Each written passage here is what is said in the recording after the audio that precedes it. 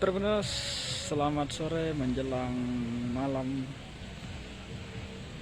Saat ini saya akan mereview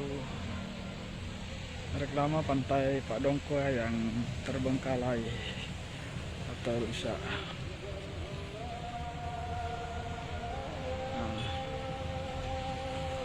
Pantai Pak Dongko ini sendiri berlokasikan di Kelurahan Pak Dongko, Kecamatan Baru, Kabupaten Baru. Jadi reklamenya ini ada beberapa huruf yang sudah alami kerusakan terbenas. Seperti huruf B itu sudah rusak terbengkalai.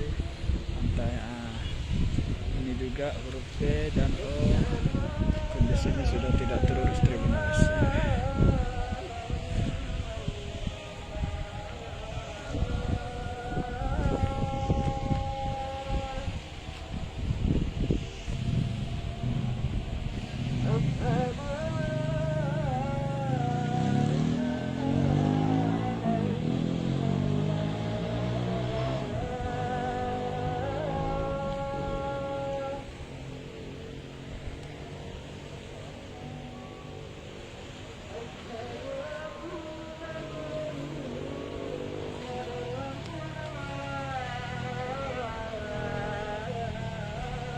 Rangkainya juga sudah rusak.